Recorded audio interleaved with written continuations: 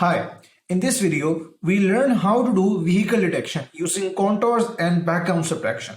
So using this technique, you will be able to create applications like vehicle counting or traffic estimation. The approach that I'm going to teach you will be really simple and extremely straightforward. And the best part is that you can use the same technique to do some other sort of motion detection. In fact, a while back, I created an intruder detection system in which I use the same motion detection technique that you're going to learn today. And so let's get started.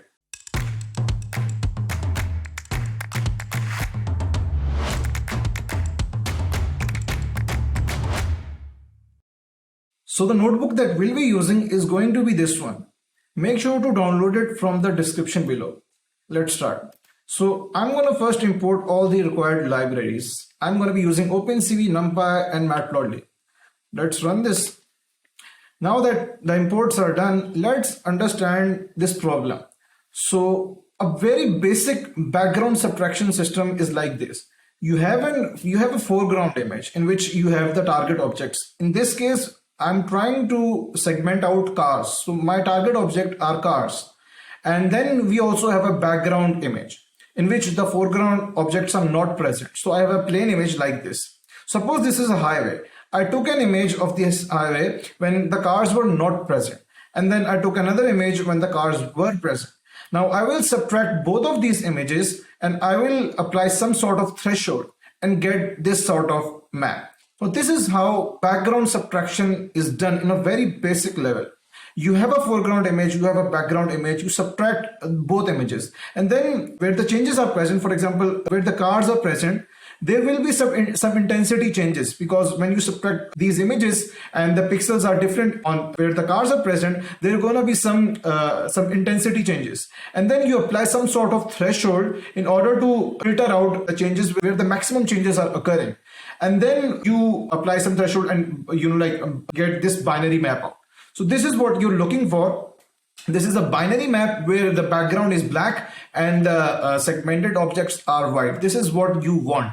And then after we've extracted this map, we can do some other things like put the original parts of the image back on the white parts here. So we can get this, or we can draw boxes around this, and we can do various other things. So the main thing here is to get this binary black and white map. Let's take a look at another example. We have an image with a canoe and we have a background image where the canoe is not present. And then what we do is subtract both these images, apply some threshold and get this binary foreground mask. So as you can see, the major change in this image is that the canoe is present here in the first image and it's not present in the second image. Now notice one thing, there are also other changes in the image. For example, there are some waves or reflections here, and in the second image they are not present. So when you do background subtraction, there is going to be changes all over the image, but the major change will be where the object is present and absent.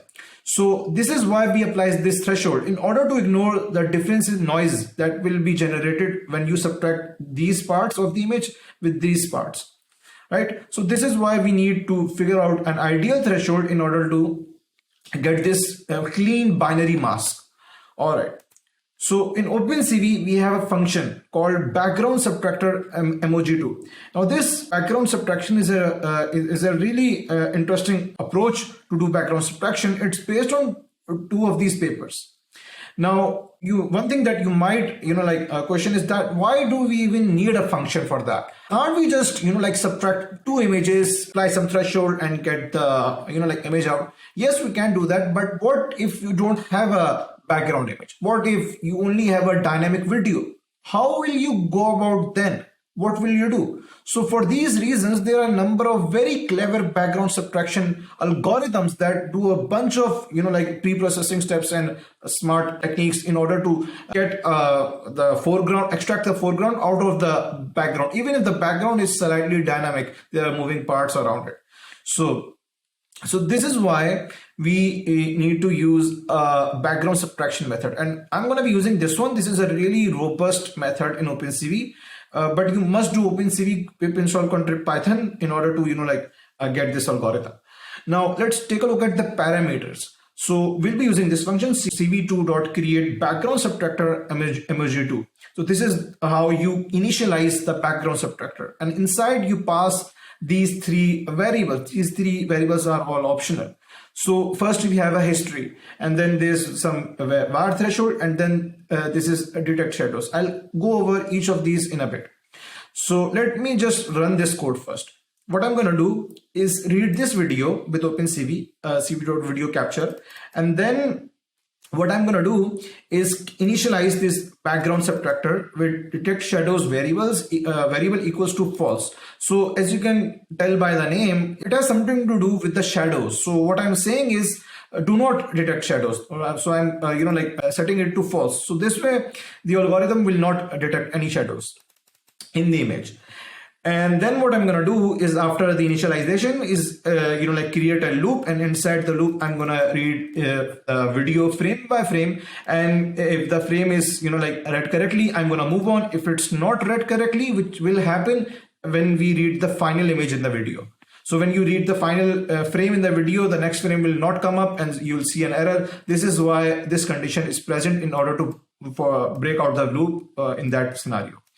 All right, after we have read frame, what we'll do is apply that background subtractor object that we initialized earlier on that frame by doing background object dot apply. So any object name that you create, you just add dot apply, pass in the frame, and then you have the binary foreground mask.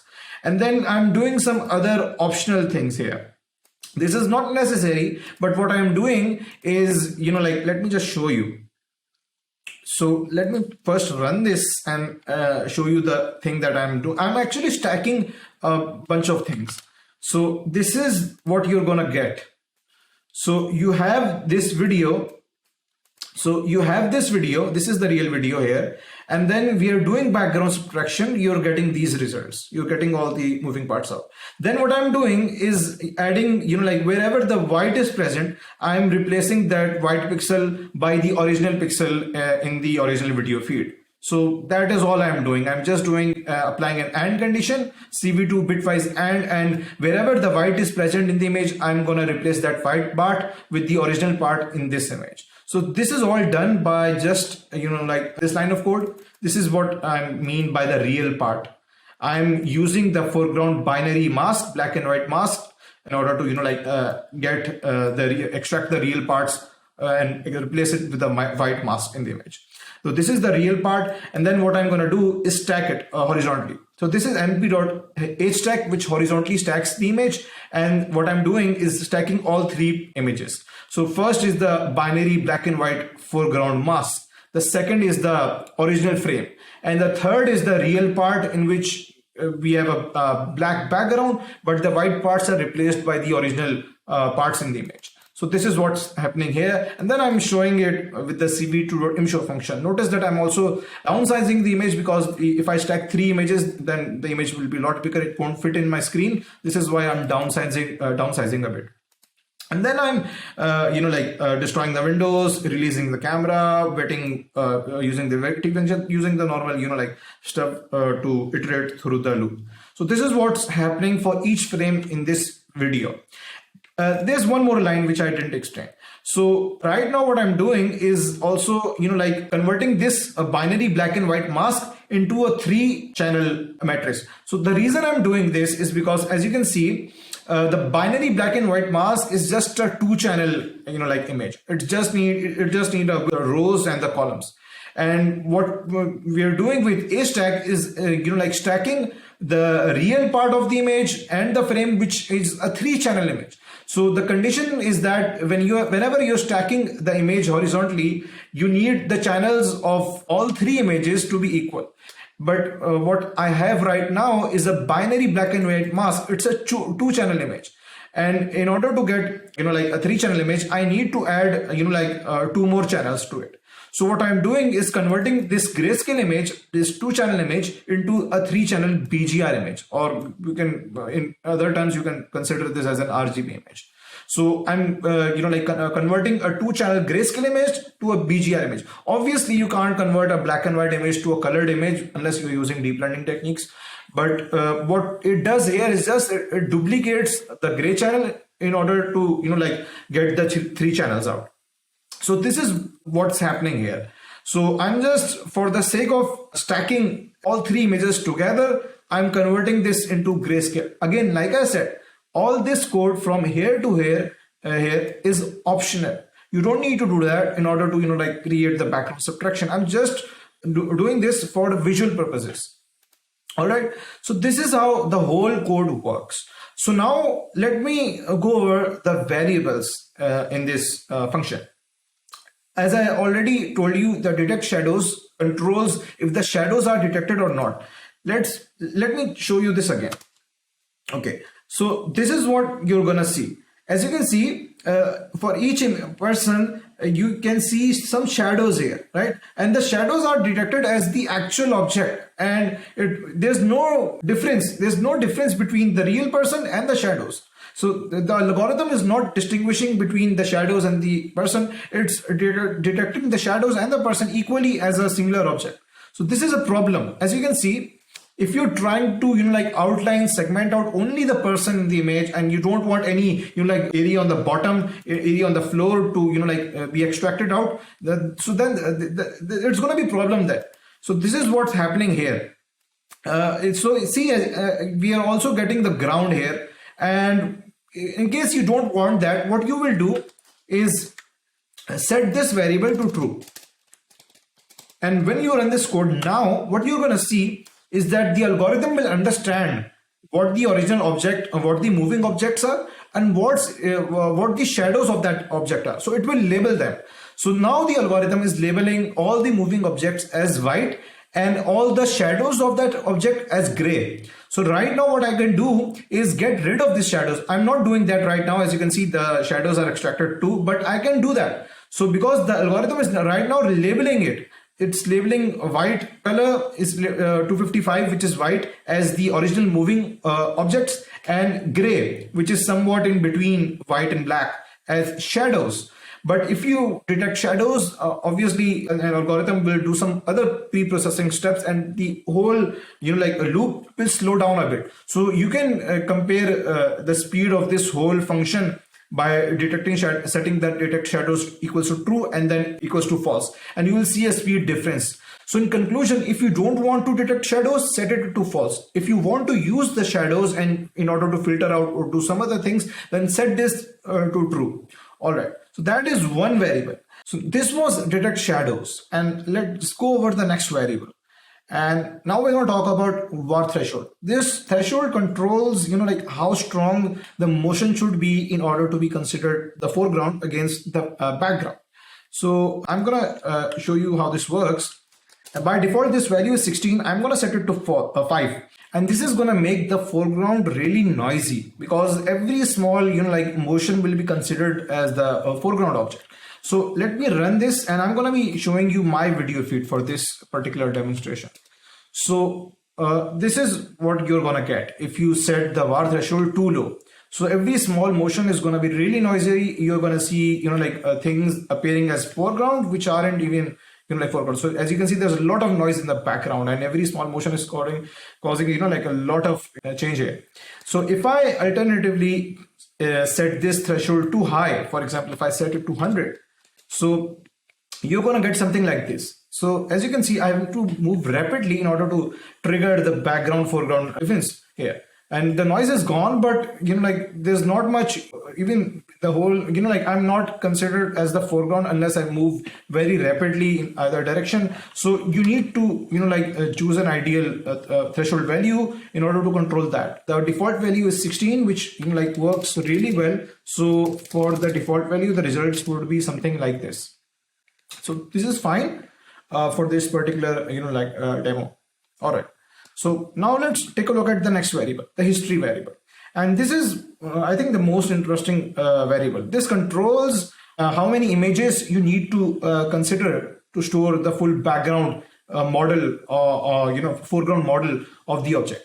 So in a very basic scenario, you will have only two images. You have a background image, you have a foreground image, you subtract them, you apply a threshold, you get the map.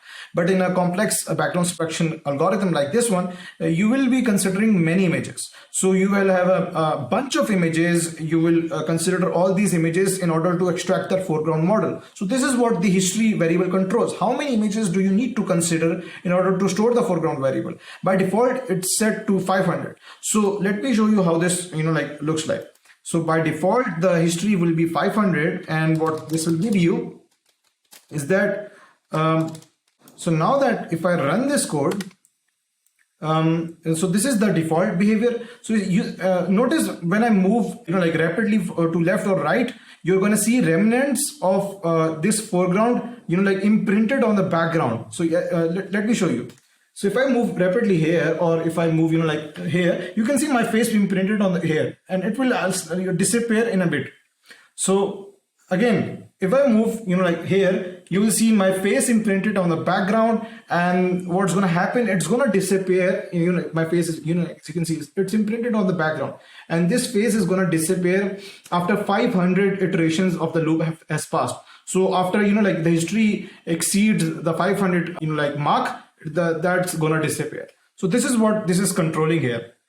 So by setting the history equals to 500, this is the full 500 images are being considered to store the full background. So this is what this variable is controlling here. And if I reduce this history, so 2, you won't see any remnants. So only 2 images will be considered. As you can see, if I move here rapidly or not, no, my face is not being imprinted on the background as I move left or right. It's all the changes are happening rapidly, and no storage is being done here. So this is what the history variable is controlling here. How many images do you need to consider in order to store the whole foreground object? So this is full overview of the background subtraction of this technique in OpenCV. Like I said, this is a very useful technique. You can use it in computer vision applications. All right. So now what we're going to do is go over the whole pipeline in which we're going to apply background subtraction with contour detection. And it's going to be really simple. We have understood all the things that are going to happen. So we'll be doing 5 simple steps. So number 1, we're going to initialize the video capture and the background subtractor object. Then we're going to apply the background subtraction to each frame in the video. And then what we're going to do is do some pre-processing, do some thresholding in order to get rid of the shadows, and to do some morphological operations to get rid of the noise. And then finally, we're going to apply the find contours function in order to find the contours. Then using those contours, we're gonna extract the bounding boxes for each object, for each contour. And then what we're gonna do is draw a rectangle around each object and label it as a detected car. And optionally we can also display the real parts of the image against the black background, exactly how we did with this particular video sample. So this is overview, a brief overview of the whole process. Let me show you line by line how this works. So in the first line, I'm reading the code. In the second, I'm setting the kernel as none. And then I'm gonna initialize the background subtractor object with detect shadows equals to true. And this is really important. For this example, I need to detect the shadows. And I'm gonna do that in order to filter out the noise in the image. And I'm going to show you exactly what I mean by this. So after this is done, what I'm going to do is repeat the whole process. I'm going to read frame by frame, check if the frame is read correctly. If yes, I'm going to move on. Then I'm going to apply the background subtraction on each frame. Then what I'm doing here, so this is the interesting part here. So let me show you an example. Let me run this code first and show you the whole result here. So this is what I'm getting here. Let me display it here. Just of this, run this, and this is what you're gonna get. This is the real part of the image, and this is the final result. You can see boxes drawn around each car, and there is a label car detected on top of each car. This is the final result that you want for this particular video sample. And how we are achieving this, now let's go over that. So first and foremost, what we're going to get after applying the initial background subtraction is this foreground mask. Let me show you what this mask actually looks like. So what you're going to get is something like this. So this is what you're going to get. And as you can see, not only we have cars in white, but we have the shadows of those cars as highlighted as gray. Now, if I had turn off the detect shadows method, I would have also, detected these shadows as white, and the boxes, if I have drawn boxes around these cars, it would be really white boxes and it would be overlapping with the bounding boxes of other cars. For example, this whole thing would be considered as a single contour. So this gray area would be considered white, and if this is considered white, then this whole part is white, and then we'll have a giant box around these two cars. So this is why we need to separate the shadows from the cars. So I can do the next step. So in the next step, what I'm doing is something like this. I'm applying a threshold. So initially I get this mask, which I just showed you what it looks like. Then I'm going to apply a really high threshold of 250, because I know that the things I want to detect are already in pure white, in pure 255. So I need to go somewhat below that in order to get rid of those gray shadows. So this way I'm going to get, now after applying this threshold, I'm going to get a pure binary black and white image and get rid of those gray shadows. And this is what it's going to look like. So after applying the threshold, I'm going to get rid of those gray shadows. As you can see, all the gray, parts are vanished. I'm only left with the white parts and the black part. But the problem right now that I have is there is a lot of noise. There's a lot of white noise in the image. And what we do to get rid of the noise, we use morphological operations. So erosions and dilations, which I've already covered in the crash course and some other lectures. And so this is what we're going to do. Now we're going to apply erosions and dilations in order to get rid of this white noise. So this is what we're doing after applying. So initially we get this mask, then after applying the threshold, we get this mask in which the shadows are gone. And then we're going to apply some erosions and iterations of erosion and some iterations of dilation, which gets rid of the noise and retains the original shape, almost the original shape. So after applying the erosions and dilations, what I'm going to get is something like this. So this is what I'm getting. As you can see, most of the noise, 90% of the noise is gone, and you're going to be left with this. So then this is ideally what I need to draw contours out. So if I wanted to draw contours out, I would detect external contours and then draw these out. But there's a problem. There's still a problem. Now the problem is that there's still some minor noise left here, and what I can do is get the area of each contour and then apply a condition that if the area is bigger than some certain threshold, only then I'm gonna consider that object as a car and draw a box around it. So this way I can avoid drawing a bounding box around these points. But for the same reason, I'm also going to end up ignoring these actual cars here. So these are actual cars, and the reason they are like this is because of the erosions and dilations. But it's not a problem, because when these cars approach here, they're going to be a lot bigger, and they're going to be something like this. So as you can see, the appearance of these cars is exactly what I need, and this is the same appearance that these cars would take up when they reach this point. So I don't need to concern myself the cars in the background. If I'm making a car counting application, if I'm making a traffic estimation application, all this work can be done when these cars are close up to the camera. So when these cars reach here, my whole pipeline will apply properly in those cars too. So my job right now is done. So I only need to do contour detection, and that's it. All right. So after I get the erosions, dilations done, I'm gonna do cv2.find contours and pass in the processed mask here, use external method, and then I'm gonna get the contours back. So after I get the contours, I'm gonna iterate through each detected contour. I'm gonna check if the contour area is bigger than some threshold, which I'm specifying it at as 400 for this particular video. And then what I'm gonna do is, if this condition is true, and which means the contour is not a noise, it's an actual car or a vehicle. So what I'm going to do is use cv2.boundingRect and pass in that individual contour, and it's going to give me the x, y, and width height of that contour, which I'm going to use and pass it into the cv2.rectangle function in order to draw out the box around that contour. And then I'm going to put the text that car is detected on top of that detected car or contour, And so the annotation is done here and the contour is detected and drawn out. Now what I'm going to do is this optional stuff. Like I said, this is optional. I'm gonna extract the real parts of that detected cars and replace it with the white parts. So I'm gonna get the foreground, like art, which this is the same thing I did with the video where the people were walking around.